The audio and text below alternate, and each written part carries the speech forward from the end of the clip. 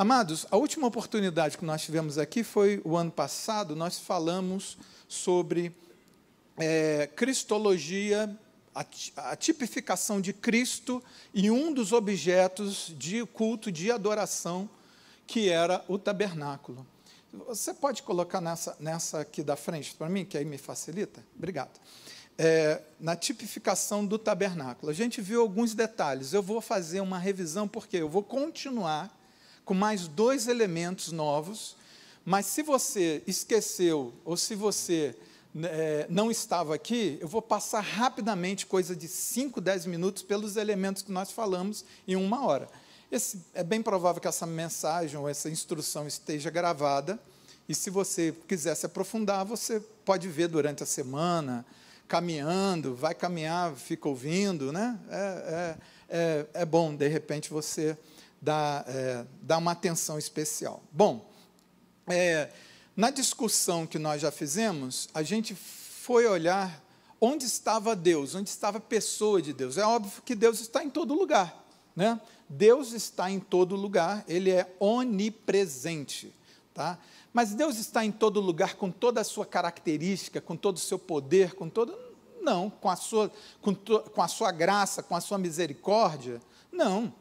Ele está agindo de formas diferentes nos diversos ambientes. Existe um ambiente que ele manifesta graça. Existe um outro ambiente, ou um outro momento, né? Vou falar de momento que fica mais simples para explicar. Em um outro momento, ele já não vai manifestar graça, né? Um momento escatológico, daqui mais para frente, em momentos específicos da história, ele também falou, olha, minha misericórdia se esgotou, chegou no meu limite, né? Chegou no limite da minha longanimidade, do meu longo ânimo, chegou no meu limite, acabou, daqui para frente é isso. É óbvio, irmãos, que não é da parte de Deus que isso acontece, é da nossa capacidade de arrependimento. Mas isso é uma outra discussão teológica, a gente está afundando muito prego. Vamos voltar um pouquinho, tá? Tá, ótimo. Aí, então quer dizer, existe um certo espaço que a gente tem que pensar na pessoa de Deus. Primeiro, na transcendência, nas suas revelações. Um Deus transcendente, ele foi a primeira revelação. Eu apareci a Abraão, Isaac e Jacó como Deus Todo-Poderoso, ok? Êxodo capítulo 6, versículo 3 ou 3:6. Eu apareci a Abraão, Isaac e Jacó como Deus Todo-Poderoso. Porém, pelo meu nome, o Senhor não fui perfeitamente conhecido. O que é que ele está dizendo? O Deus Todo-Poderoso é aquele Deus que transcende. Existe até é óbvio que havia uma permissão poética, mas a gente cantou um hino que foi muito bem colocado, cantado, não vamos ficar preocupados com isso, mas que teologicamente está extremamente errado. És Deus de perto e não de longe. Irmãos, não existe isso. Deus é Deus de perto e Deus de longe. Por quê? Porque Ele transcende. Ele é Deus de mais longe, da última estrela mais longe, Ele é Deus. Entende?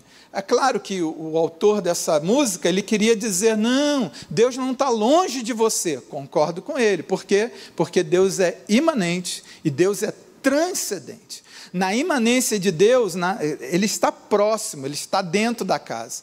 E na imanência ele se revela de 2 maneiras. Primeiro, como Senhor da casa. Então, Êxodo, eu acho que é 6:3, né? Que ele diz, eu apareci a Abraão, Isaac e Jacó como Deus Todo-Poderoso, porém, pelo meu nome, o Senhor, pelo meu nome, Jeová, eu não fui perfeitamente conhecido. Então, Deus imanente, Ele quer ser o Senhor da casa. Só que nós tivemos uma terceira revelação. Qual foi essa terceira? Irmãos, revelação não significa que mudou-se o cenário teológico, não. Revelação é Deus se deixando entender a sua pessoa. Então, primeiro, ele ele se deixa entender como um Deus todo-poderoso, um Deus que tudo pode, um Deus que não sobra espaço para ninguém. Obrigado, querido, está ótimo ali. Que não sobra espaço para ninguém. Depois, ele se revela como um Deus presente, imanente, um Deus que está do lado, um Deus que é Senhor da casa, e em Jesus Cristo ele fala: mas a todos aqueles que o receberam, deu-lhes o poder de serem feitos filhos de Deus. Quem tem mais intimidade, o filho ou o servo? Claro que é o filho, irmãos. O filho leva o sobrenome, o servo não leva. O filho leva a herança, o servo não leva, né? Você pode ter uma pessoa, um cara que é extremamente seu amigo, porque há amigos que são mais chegados do que seu irmão. Mas você pode ter certeza, o seu amigo não vai receber o seu sobrenome. O seu amigo não vai dividir o seu legado, a sua herança. Seu amigo não vai levar isso. Quem vai levar? O seu filho. E Deus virou para você e falou: olha, eu não os chamo mais de servos, lhes chamo de amigos. Mas não só de amigos, eu lhe dei poder de serem feitos filhos. Isso é maravilhoso, uma filiação celestial. Deus está perto. Então, o tabernáculo, ele tinha uma peça chamada propiciatório. Você já parou para pensar nessa palavra? Por que se chamava propiciatório? Propiciatório porque Deus está propício. Deus abriu as portas, Deus deixou-se conhecer, Deus Ele próprio deixou ser encontrado. Ele olhou e falou assim: você tem uma chama que você busca alguma coisa superior, você tem essa necessidade de buscar isso. E por muitas vezes o homem buscou sol, lua, trovão, força que ele não conseguia explicar. E ele dizia: Deus está nesse negócio. E aí falava que o trovão era o martelo de Thor que está batendo. Porque, afinal de contas, o camarada não tinha entendimento de nada. E Deus estava brincando de esconde-esconde com o homem. Até que chega no momento que ele fala: mas agora há de ser manifestado o Filho de Deus, Jesus Cristo. Romanos diz isso, né? A gente estava na multidão de pecados, nossos pecados, mas no 3:29 de Romanos, se eu não estou enganado, ele diz: mas agora, irmãos, aquele mais agora divide toda a teologia entre passado e futuro. Mas agora se manifestou em Jesus Cristo. Amados irmãos, isso era uma revelação que estava escondida lá para trás, mas agora foi revelado em Jesus Cristo. Isso é maravilhoso. Ok, ele nunca retirou a presença dele. No momento que ele se deixou propício, que ele ficou propício através de um lugar de adoração, ali ele estava. Eu fiz uma pergunta no slide passado: onde estava Deus? Ele estava com toda a sua glória, com toda a sua presença. Onde? Ali naquele lugar. Olha só que lugar maravilhoso, não devia ser esse, irmãos? Que lugar maravilhoso. A gente está falando de Velho Testamento. No Novo Testamento não existe um lugar especial. Esse lugar especial pode ser a sua casa. Esse lugar especial pode ser o seu quarto. Quando ele fala: fecha a porta, ali eu vou me revelar para você. Esse lugar especial pode ser o banheiro do seu trabalho, pode ser o ônibus, a condução pública que você pegou, ou dentro do seu carro, você sozinho ou acompanhado, não sei. Você começa a falar: vamos orar, vamos. E você começa a orar, e o que acontece? Deus é presente naquele momento. Deus se faz presente, Ele se faz propício. O propiciatório, aquela figura, ela se revela naquele momento e fala: eu estou presente nesse lugar. Irmãos, isso é poderoso, isso é maravilhoso. A presença do Senhor nunca se retirou do meio deles. Por quê? Antes era pela manhã uma coluna de nuvem, e pela noite uma coluna de fogo. Esse é um dos pontos que nós falamos também, né? Aí estão os textos, mas se vocês quiserem depois eu posso enviar isso para algum lugar e aí pode ser espalhado, tá? A promessa ela é cumprida, né? Deus ele cumpre as suas promessas, despojando os inimigos, ou seja, libertando o povo do Egito. Vocês se lembram que houve até uma transferência de recursos. Eu trouxe esse versículo muito firmemente na vez passada, que vocês se lembram que eles não precisavam fazer nada, simplesmente cada um chegou para o seu patrão e virou e falou assim: olha, me dá aí recurso, porque eu estou indo embora. E Deus moldou o coração dos egípcios de tal forma, irmãos, que eles ficaram... O Egito talvez não tenha se recuperado até hoje, do que o povo de Israel, movido por Deus, levou de riqueza deles, levou de riqueza desse império, e foi para o meio do deserto. Mas para que eles queriam tanto recurso? Porque eles fizeram uma oferta especial, uma oferta a tal ponto de Moisés dizer o seguinte: olha, chega, não precisa mais, para o projeto já é suficiente. E é interessante que o texto diz assim: ouro para as obras de ouro, prata para as obras de prata, bronze para as obras de bronze, e panos, e pedras de engaste, e não sei o quê. Havia pedras na roupa no peitoral sacerdotal, urim, tumim. Havia ouro para alguns utensílios da roupa sacerdotal. Amados irmãos, isso tudo saiu do povo do deserto, quando eles despojaram, eles pegaram as riquezas dos egípcios. Deus já estava preparando a oferta que eles tinham que ministrar. Deus já estava preparando, Deus estava falando: olha, eu vou dar recurso para vocês, porque vai chegar lá na frente, a gente vai ter que precisar de recursos. Como é que eu vou fazer um tabernáculo do jeito que eu quero, e eu vou dar o padrão, e se eu não der o recurso para você? Sabe o que Deus está falando essa manhã para você? Ele te dá o projeto, mas Ele também providencia os recursos. Os recursos que ainda não chegaram à sua mão é porque você ainda não entendeu, ou você ainda não compreendeu o suficiente para dizer: não, isso aqui é de Deus, isso aqui é de Deus, isso aqui Ele me dá para desfrutar, aqui Ele me dá para abençoar o reino, e aqui Ele me dá para abençoar os meus, a minha família. Óbvio, irmãos, dinheiro tem 3 propósitos. Primeiro propósito, não nessa ordem de prioridade é você que dá, mas o dinheiro para o cristão, ele tem 3 propósitos. O primeiro deles é desfrutar. Não é pecado desfrutar. Você sabia disso? Em nome de Jesus, não é pecado desfrutar. Então, se Deus te der condições de você passar férias na França com a sua esposa, vá. Se Deus te der condições de você dar a volta ao mundo num cruzeiro, vá. Se Deus te der condições, quem gosta de pescar aqui?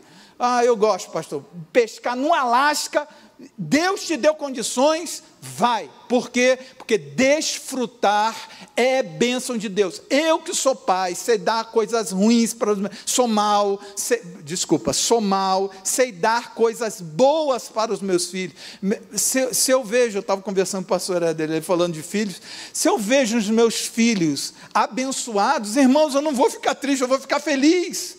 Eu vou ficar contente com isso. Por quê? Porque agora eu que sou ruim, consigo ver dessa forma. Imagina o teu Deus olhando e falando: lá, o meu filho não se desvia, meu filho sabe me servir e sabe desfrutar daquilo que eu dou para ele. Quantos vão aprender, em nome de Jesus, a desfrutar de muito mais do que Deus tem te dado hoje? Você vai para um novo nível. Diga amém, em nome de Jesus. Amém, glória a Deus. Essa é a primeira coisa. A segunda coisa: primeiro, desfrutar. Segunda, investir no reino. De onde está o dinheiro que Deus quer? Essa igreja tem projeto, irmãos? Porque se não tiver projeto, se eu fosse você, eu ia para outra igreja. Mas eu sei que essa igreja tem muito projeto. Quantos acreditam que com esse carteirão todo aqui vai ser dessa igreja? Esse é o projeto da igreja. Quantos acreditam que vocês vão ter colégio, vocês vão ter obras sociais punjantes e poderosas? Vocês vão abençoar muitas vidas, em nome de Jesus. Claro, irmãos, claro. Quantos acreditam que vocês vão abrir igrejas aqui dentro do país e fora do país, como tem aberto? Mais ainda, se tiver recurso, não vai abrir, irmãos. É infinito a obra. A obra é infinita. Enquanto tiver recurso, você pode investir no reino, porque vai ter lugar para investir. Ou seja, primeiro desfruta. Não estou falando que é primeiro em prioridade. A prioridade é você quem dá, eu já disse isso. Mas desfrutar, abençoar o reino, abençoar os seus, abençoar familiar. Isso, irmãos, tem que abrir um parênteses, né? Porque às vezes Deus está trabalhando na vida de uma pessoa, se você ajudar, até piora. Mas é sério, isso merece uma discussão maior. Eu só vou jogar a pincelada, depois o pastor João Ele explica, ele se vira para explicar. Mas tem gente que Deus vai virar para você e falar, não faz porque é meu tratamento, não faz isso não.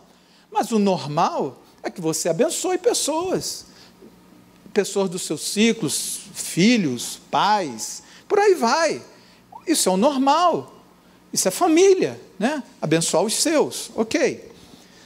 Então o povo traz, nesse caso de abençoar o reino, ele traz contribuições voluntárias em abundância para a construção. Irmãos, deixa eu ir porque eu falei que era 10 minutos, ainda nem passei para o segundo ponto. A construção foi conforme um modelo, vocês se lembram que o modelo foi dado por Deus, lá no deserto, né? Aí estão os exemplos. E aí nós colocamos que há 7 passos dentro de uma jornada que você pode usar esses 7 passos para oração, para um modelo de oração, para um modelo de vida, né? O primeiro passo é uma decisão, a porta, nós vamos falar da porta hoje, daqui a pouquinho. Depois uma aceitação do crente no altar, se der tempo a gente vai falar do altar também, que são os 2 pontos que a gente vai falar.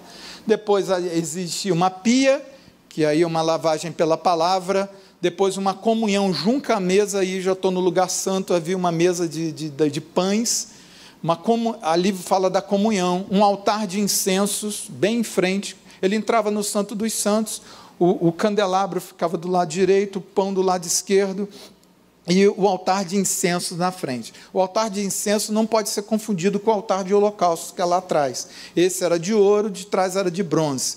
Mas a gente vai falar do de bronze, a gente ainda fala hoje, né? Eu vou acelerar aqui para dar tempo. Então, ok. O altar de incenso fala da sua vida de intercessão, a mesa dos pães fala da comunhão com os irmãos, não existe crente isolado, irmãos. A gente vai ver mais na frente a questão do ciclo que era utilizado. A oferta que era dada era meio ciclo. Por que meio, não um ciclo inteiro? Porque eu com meu irmão eu completo um. Eu não sou sozinho, eu não sou suficiente, a gente precisa de gente do nosso lado. Ok. E aí nós temos um testemunho através do castiçal, porque a luz brilhava, era a única lâmpada que ficava acesa ali dentro era o castiçal. Não tinha luz elétrica, lembra disso, né? Então, e era fechado, era um lugar todo fechado, e mais para dentro, mais para frente, nós tínhamos a arca no lugar, no Santo dos Santos, tá bom? Vamos em frente, e aí nós concluímos que nós somos desafiados a crescer pela fé através desse modelo. Bom, aí, ainda na vez passada, nós falamos de outro elemento, nós demos essa introdução, falamos do elemento que é a cortina. A cortina era uma barreira física entre o estado do homem natural e um homem que conseguia entrar para dentro dos átrios, né? Para dentro do pátio, não é nem o átrio, do pátio. Dependendo da pessoa, ela no lugar santo ela não entrava, só entrava sacerdote. No Santo dos Santos, só somos sacerdote uma vez por ano. Era um homem de uma geração, uma vez por ano. Um homem. No lugar santo havia um rodízio, todo dia entrava um e no sábado fazia um serviço maior. Tá? No sábado ele trocava os pães, ele fazia o serviço de todo dia, que era trocar incenso e tirar limpar o pavio do candelabro, e no sábado ele trocava os pães também, só isso. E do lado de fora, aí era contínuo, porque o fogo não poderia apagar do altar. O sacrifício era de dia, era de noite, era de madrugada, mas também o povo pecava, tinha que levar lá o sacrifício para ser queimado, né? O altar era o altar de holocausto, e ali era o altar de sacrifício. Vou falar dele daqui a pouquinho, tá? Vamos em frente. A cortina, então, era uma barreira para dizer, olha, quem que não pode entrar? Hoje é até perigoso falar isso, mas não podia entrar mulher, não podia entrar estrangeiro, né? Pastor, olha aí, mas era lei, né? Também não podia entrar todo mundo, né, irmãos? Porque o espaço também era curto. Você vai ver que era 50 metros sem côvados, né? Dá mais ou menos 50 metros de comprimento e a frente mais ou menos 10 metros. Então não era um espaço muito grande, tá? Não era um espaço muito grande. Então vamos lá. Falei dos ganchos de prata. Você se lembra do resgate da alma? Por quanto Jesus foi vendido? 30 Moedas de prata, exatamente. Um de cada vez, porque senão embola, tá, irmãos? Vamos. E José foi vendido por quanto? José também foi vendido, lembra? Vendido pelos seus irmãos. Depois você pesquisa lá, não foi por 30 não, foi por menos. Tá? Ok, mas já era uma figura de Jesus Cristo. O bronze fala da redenção. Tá? A prata é o preço que é pago por uma vida. Por isso que Jesus comprou as nossas vidas, por isso que a sua vida foi vendida. E o bronze fala de justificação. Eu já falei bastante nisso quando a gente estava falando da haste. Mas o altar, ele também é de bronze, a gente vai voltar e vai conseguir revisar. Aqui chegamos no meio ciclo, que eu falei de comunhão, tá? Aí está algumas referências. Só você voltar lá na mensagem, vai estar mais aprofundado. Tá? Paralelo entre José e Jesus, já falei, explorando o simbolismo da porta. Agora a gente entra num assunto novo, tá? Nós temos aí uns 30 minutinhos e vamos em frente, porque eu enrolei demais na revisão. Ok, irmãos, a porta não é simplesmente uma entrada física, ela é um acesso. Tá? E ela tem todo um simbolismo, porque essa porta é a mesma constituição do véu lá que separa o santo o véu rasgado, que separa o santo dos santos do lugar santo. Você lembra que esse véu ele foi rasgado quando Jesus foi morto na cruz do Calvário? Pois bem, a mesma constituição. Então, se isso evoluir, se esse tipo de estudo for evoluindo, né, pela bondade do pastor da igreja, eu vindo aqui sempre, a gente pode continuar. Né? Sempre que eu digo assim, quando tiver oportunidade, a gente pode continuar e continuando, se a gente chegar lá na frente, não vai ser mais necessário falar da Constituição, porque a gente vai falar agora, tá ok? Então vamos lá. Como é que é? Primeira, a orientação. Isso aqui é muito importante. Observe comigo. A porta do tabernáculo era voltada para o Oriente. Pastor, ótimo, mas e daí? Então eu vou botar minhoca na sua cabeça. A porta do Éden era voltada para o Oriente. A porta do templo de Salomão era voltada para o Oriente. A porta do templo de Herodes era voltada para o Oriente. E o futuro terceiro templo que será construído, a porta será voltada para o Oriente. E daí, pastor? Então deixa eu te dizer o que tem a ver o Oriente. Por que o Oriente? O Oriente, irmãos, voltar-se para o Oriente é olhar para o nascimento do sol. O sol nasce no Oriente. Se você quisesse localizar, o sol nasceu aonde? O lado oriental, com certeza. E vai se pôr no lado ocidental. Então o sol ele vem pelo lado oriental. Bom, espiritualmente falando, a Bíblia diz o seguinte no Salmo: o choro pode durar uma noite, mas a alegria vem pela manhã. Se você está passando uma noite de choro, e você tem certeza que a alegria vai vir com o nascimento do sol, ou seja, pela manhã, o que acontece, irmãos? Se você está, vamos lá, humanamente falando, não estou no sentido figurado não, humanamente falando, você tem certeza que o sol vai nascer e vai resolver o seu problema, mas você está preocupado, não está conseguindo dormir, você vai ficar esperando o nascer do sol virado para o ocidente ou para o oriente? Virado para o oriente, irmãos, porque você vai falar, vai vir de lá minha resposta, olha só, quer ver? Daqui a pouco, ó, minha resposta está chegando. Olhar para o Oriente é você virar para ele e falar assim: minha resposta está vindo dali, a minha resposta está vindo de lá, é de lá que vai vir a minha resposta. Irmãos, você pegou isso no sentido espiritual? A porta voltada para o lado oriental está dizendo assim: o meu Messias vai entrar por aqui, a resposta de Deus vai vir por esse lado aqui. Eu estou olhando para esse lado, porque a resposta do meu Deus está vindo por aqui. Ele me prometeu, e Ele está chegando. A hora está chegando. Eu vim até aqui como profeta de Deus essa manhã. Eu sei que é um culto escola, né? O meu pastor gosta de falar assim: isso aqui é um culto escola. Você veio para aprender. Olha, irmãos, eu sei que você está num culto que é uma escola, mas eu vim como um profeta de Deus para a sua vida essa manhã, dizer: olha, o teu amanhã está surgindo. O sol vai brilhar sobre a tua vida.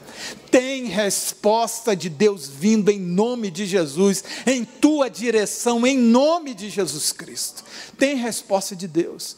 Tem um outro ponto interessante, o Salmo 121 diz assim: eleva os meus olhos para os montes, de onde me virá o socorro?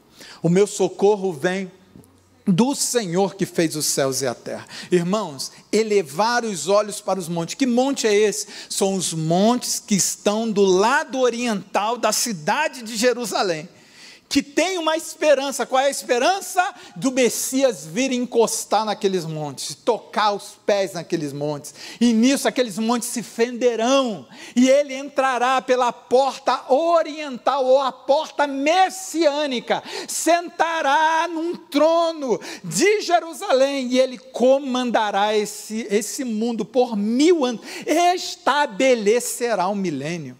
Amados, ele governará por 1000 anos. Olhar para o Oriente é falar: o Messias, o esperado, a resposta do céu, ela está por vir. O Oriente fala disso tudo. É bonito isso, não é? O Oriente fala disso tudo. Agora, olha só que interessante, irmãos. Em Apocalipse, Jesus é apresentado como a resplandecente ou a brilhante estrela da manhã. Você já percebeu que existe uma estrela que, para o lado oriental, ela fica ali brilhando? O sol já está nascendo, mas existe uma estrela que ela fica ali brilhando ainda, mesmo de manhã cedo. Já está tudo claro, o sol não está a pino, é óbvio, mas já está tudo claro, mas aquela estrela fica ali brilhando, firme ali. Jesus é comparado a essa estrela. Olha que coisa bonita, irmãos. O teu choro não durou a noite toda. Ele está dizendo: olha, eu brilhei aqui a noite toda, eu fiquei do teu lado a noite toda.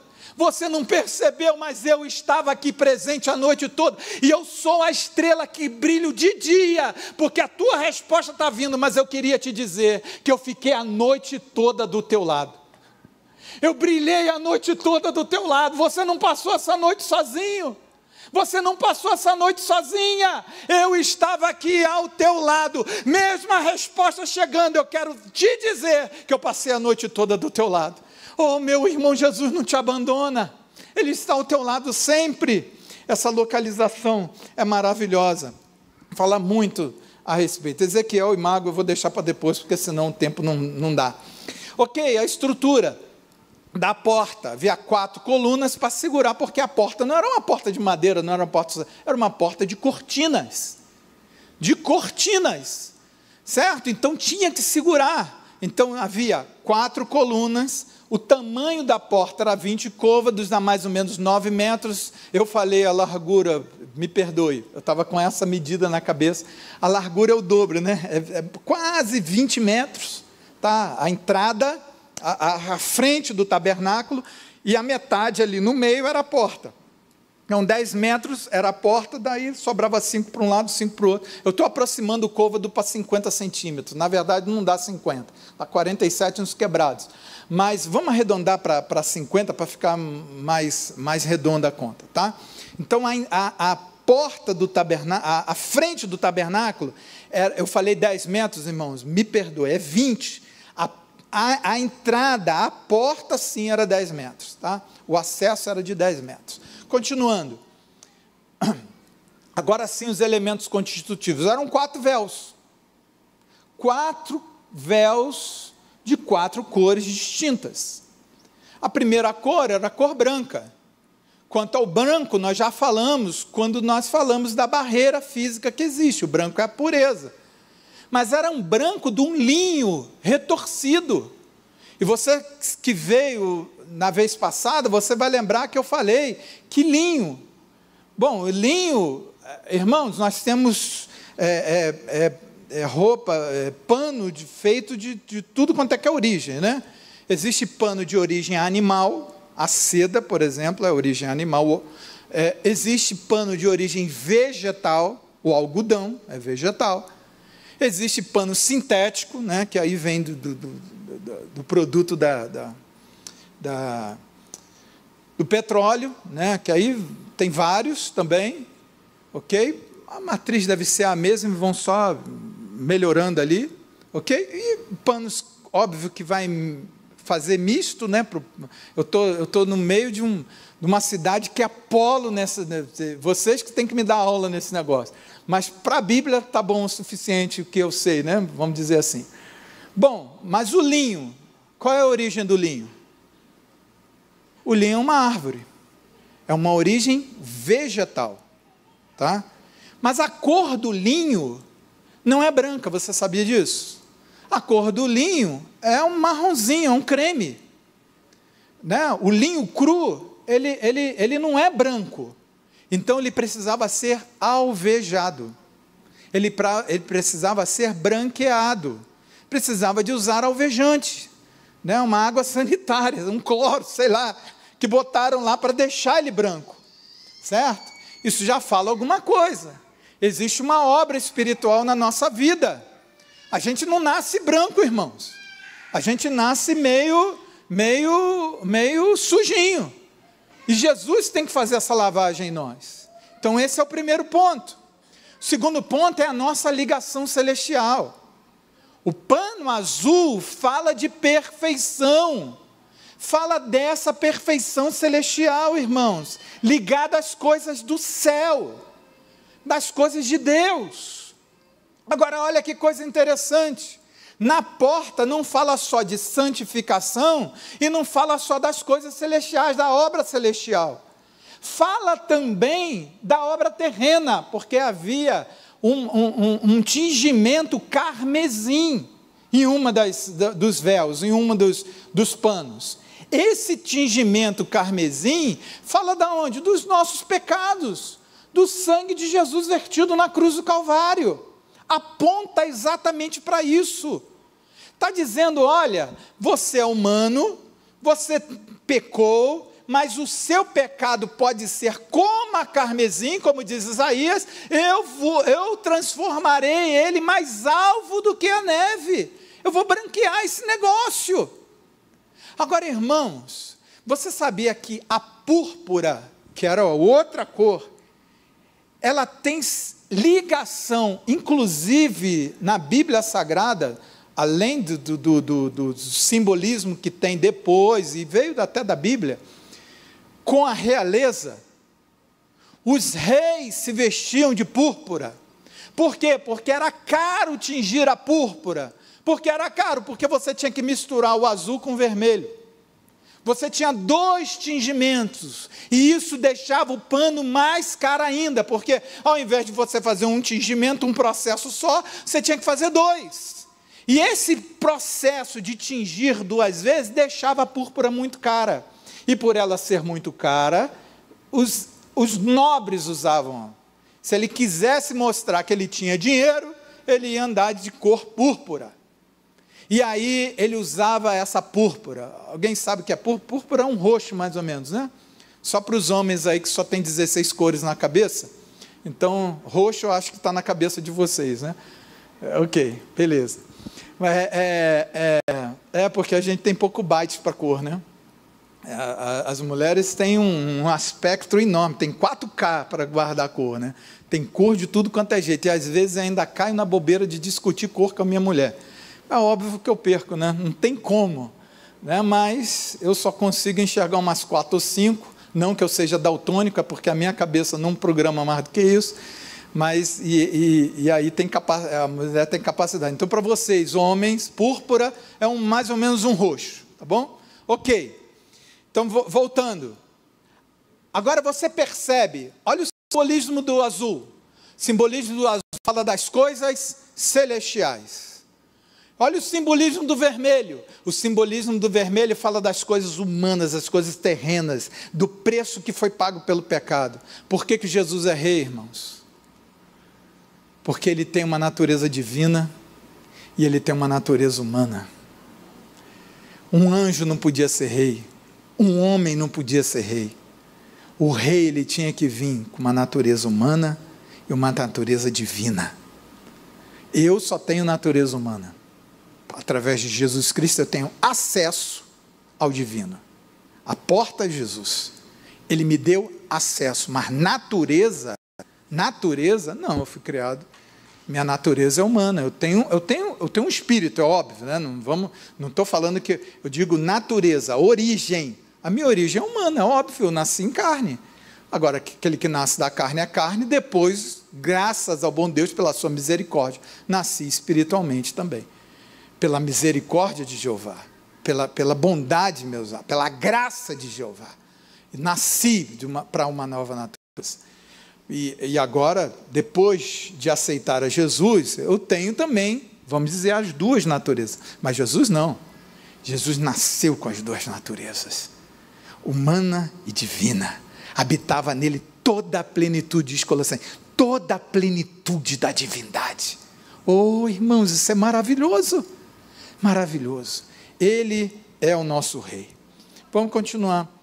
A porta é muito mais do que uma entrada física, isso eu já falei, uma representação espiritual de profunda pureza, o branco, com características celestiais, o azul, e de redenção, o vermelho. A mistura das duas dá essa característica de realeza, tá bom? Vamos falar um pouco do altar. Eu tenho aí mais 15 minutinhos, vai dar tempo tranquilo, graças ao bom Deus. Vamos lá?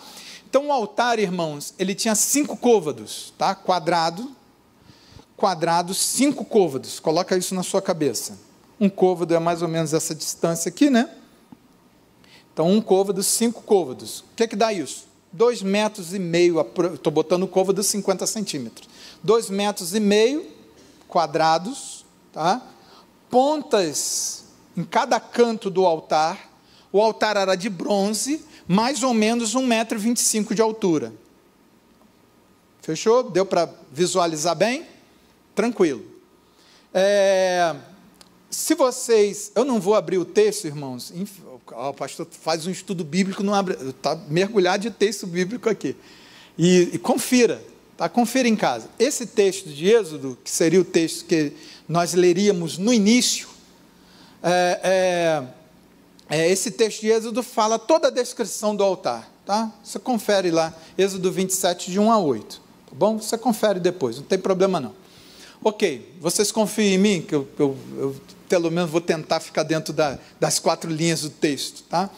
Como disse um amigo meu uma vez, falou assim, irmãos, vamos ler o texto, ele leu e falou assim, minha mensagem tem 3 pontos. Primeiro, eu vou ler o texto. Segundo, eu vou sair do texto. Terceiro, eu nunca mais vou voltar para esse texto. Eu vou tentar me manter dentro das 4 linhas aí do texto, tá bom? Local do sacrifício, né? O altar é o lugar do sacrifício. Era necessário fazer um sacrifício pela expiação dos pecados.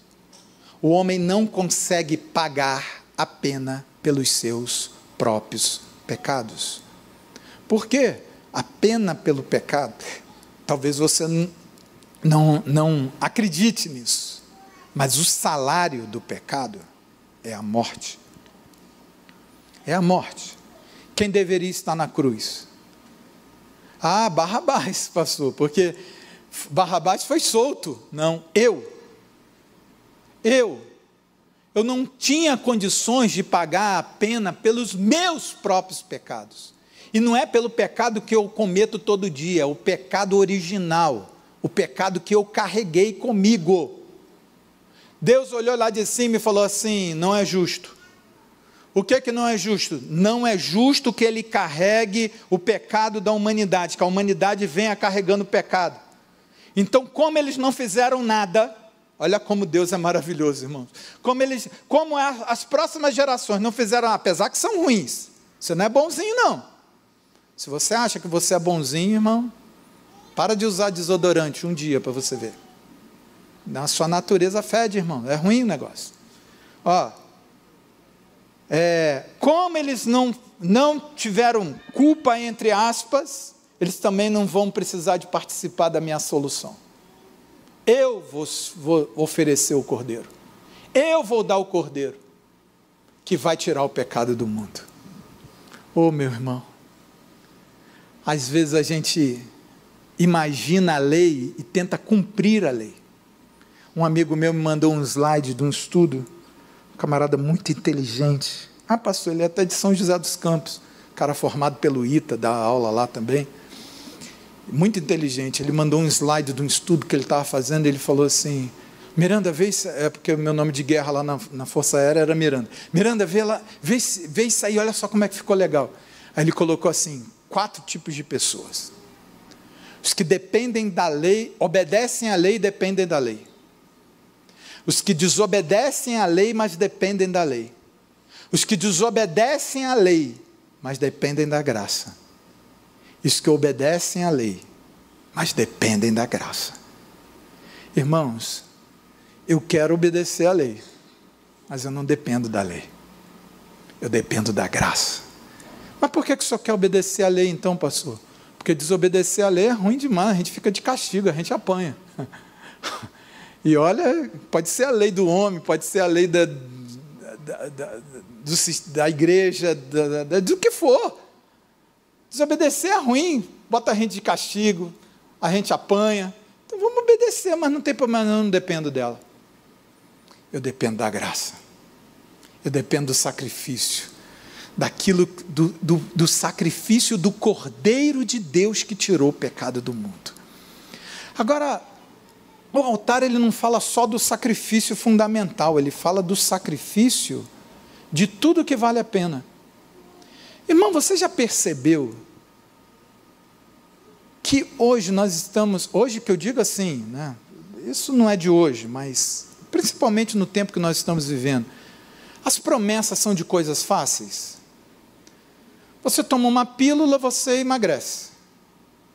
Você faz um download do não sei o que, você consegue falar inglês. Mas você percebe que as coisas que realmente você dá valor são aquelas que você se sacrifica? As coisas que não têm sacrifício não têm valor. O valor ele vem na medida do sacrifício, na medida da luta, na medida da batalha, na medida da dificuldade. Tem gente que valoriza as coisas que tem, sabe por quê? Porque se sacrificaram por aquilo. E às vezes vem 2, 3 gerações seguintes e olha, acha aquilo muito comum, mas não sabe que alguém pagou o preço por aquilo. Alguém lutou por aquilo.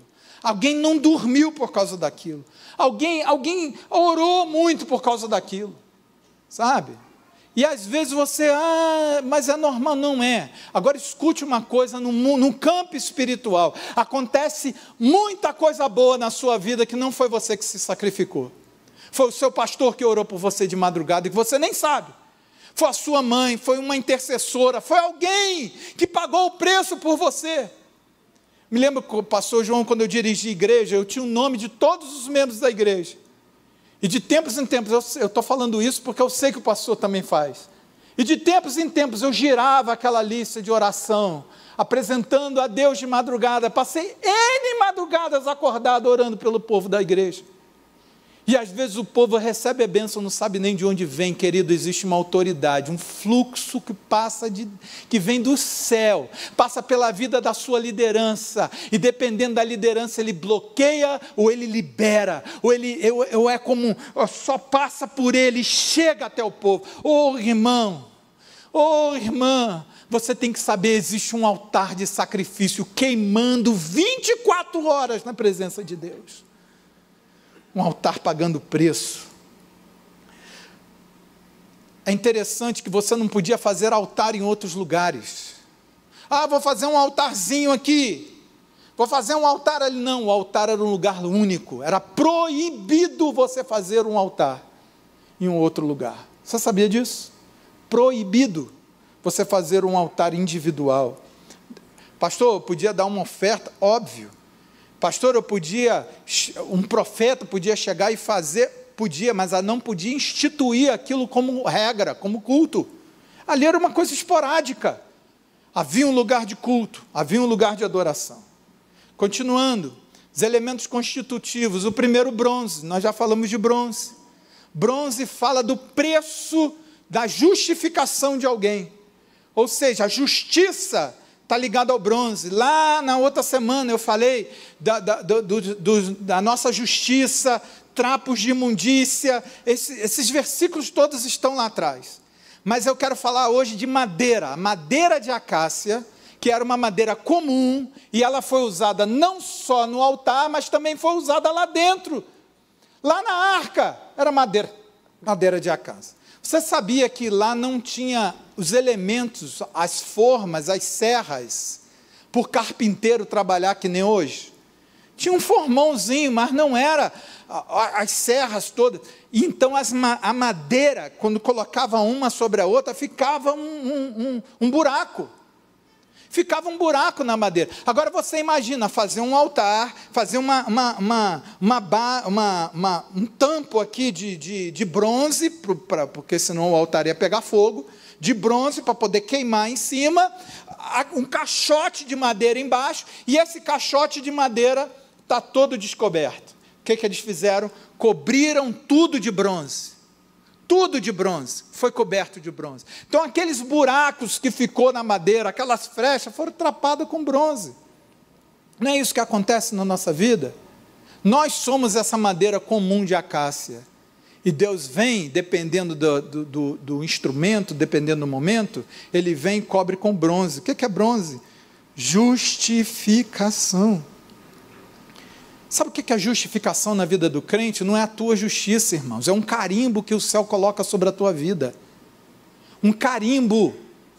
Qual é o carimbo? Você recebeu a Jesus, teve consciência do sacrifício da cruz, tive. Você aceita, ou seja, recebe. Você consegue se arrepender da sua... Consigo, é isso, entendi. Caiu a ficha, aqui no meu coração eu percebi isso. Ele te dá um carimbo. Puf, justificado.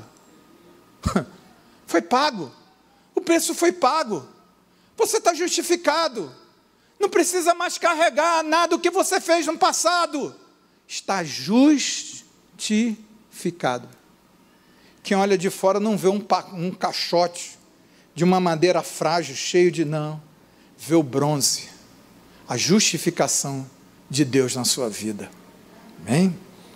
Irmãos, mais 4 minutinhos. As pontas representam poder. Você se lembra que ponta lá em Daniel, naquelas revelações daqueles animais, uma ponta subia e aquilo era poderio. Se lembra disso? Ok. Você lembra aqui que eu montei aqui a constituição do altar aqui? 2,5 metros quadrado, né, largura e comprimento, 1,25 mais ou menos de altura, e pontas, chifres, como se fossem chifres de animais.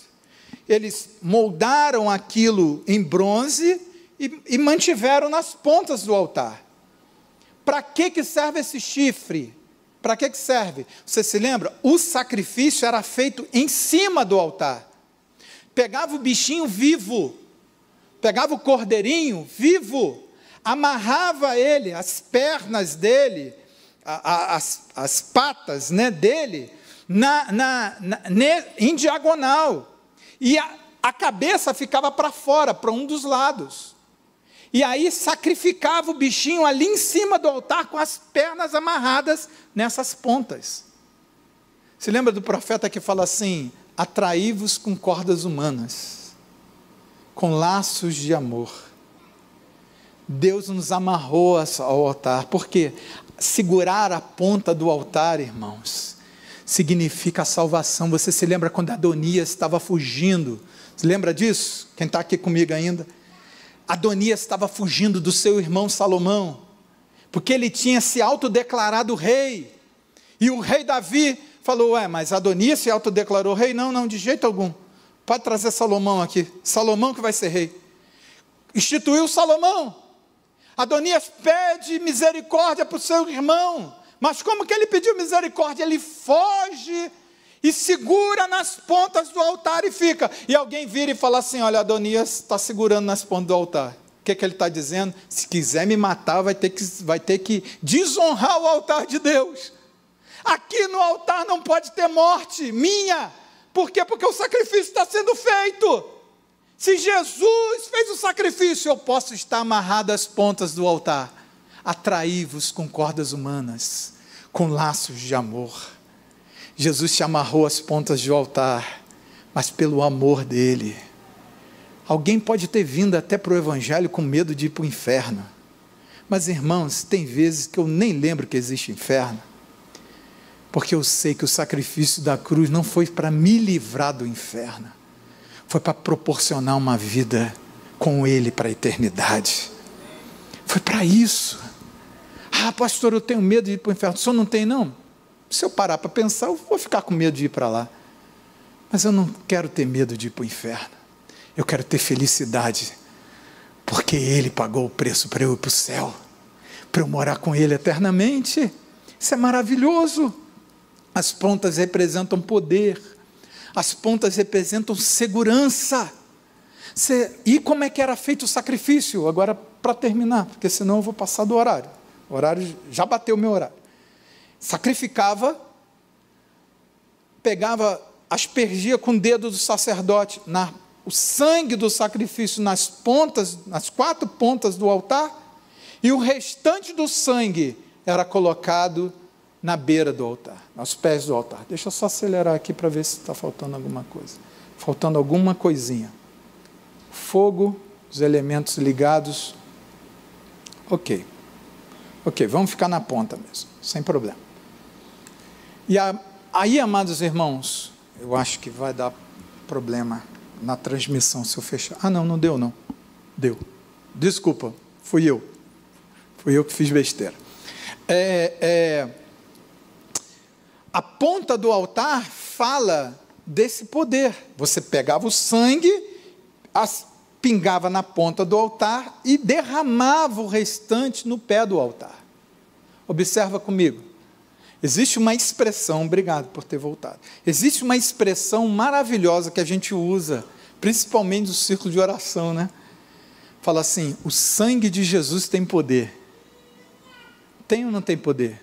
Claro que tem. É óbvio que a teologia não está aqui, mas isso é uma ilustração que apoia a teologia. Apoia a teologia do sangue de Jesus. Agora observa, o sangue do sacrifício, ele foi aspergido nas pontas do altar. A ponta fala de poder na Bíblia. Então, o sangue de Jesus, do sacrifício, tem poder nas pontas desse altar. Agora, olha como o sacrifício de Jesus foi perfeito. Ele teve pregos, porque com prego ou sem prego, o crucificado morria, porque ele não morria por causa do sangramento da mão e dos pés. Com prego e sem prego, eles morriam por causa do colapso que dava. A circulação, o sistema circulatório começava a colapsar, porque, afinal de contas, nós temos 2 circulações, uma grande e uma pequena circulação, do coração para cima pequena, do coração para baixo a grande circulação. Você levantar os braços, você vai fadigar todo o sistema embaixo, porque o sangue vai descer. E ali ficava 3, 4 dias o crucificado agonizando. E dava problema na respiração e etc, etc. Só que a palavra ela tinha que se cumprir. Por que teve prego, irmãos? Teve prego porque as pontas do altar tinham que ser salpicadas de sangue. Teve coroa de espinho porque a ponta do altar tinha que ser salpicada de sangue. Por que um soldado chegou ao lado de Jesus e furou? O nome daquilo era um processo que acontecia, era morte confirmada, né?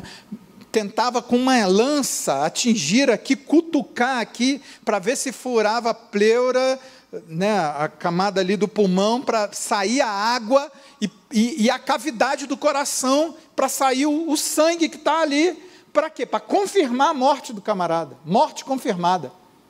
E João destaca isso, que chegou um soldado lá, furou ele de lado e saiu água, saiu sangue e saiu água. Ou seja, Jesus morreu na cruz do Calvário. Jesus não desmaiou na cruz. Jesus morreu na cruz do Calvário. Ok.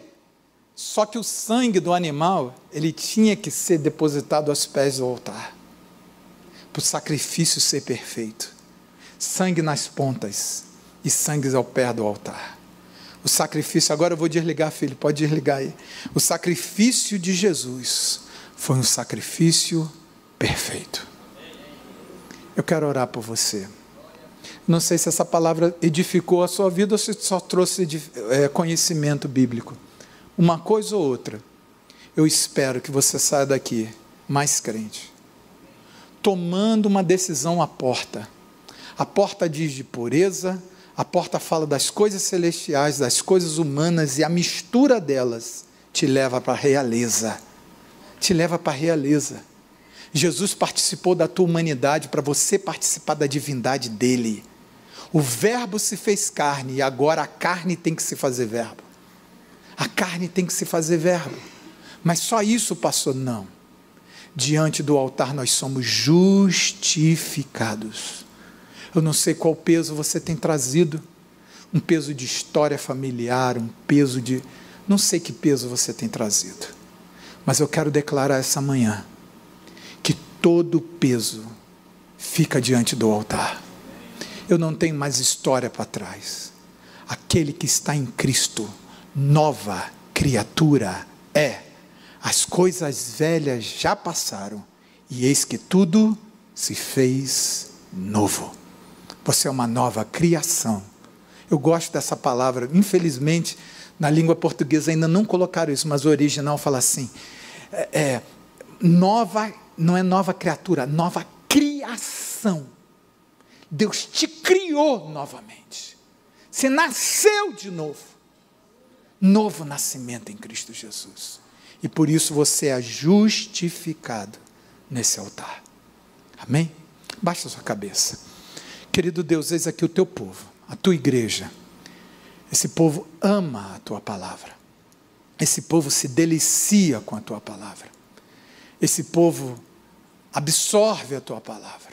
Eu te peço que, em nome de Jesus, tua graça se manifeste a cada dia, porque sem ela nós não somos nada. Obrigado pelo teu sacrifício. Obrigado porque tu és essa porta. Obrigado porque cada um de nós aqui tivemos a oportunidade de passar por ela. E uma nova história foi instituída. Um novo momento foi estabelecido para as nossas vidas. Eu te louvo. Eu te agradeço pelo teu sacrifício. Em nome de Jesus. Amém. Amém. Pastor João, pastor Ismar, muito obrigado. Deus abençoe, queridos.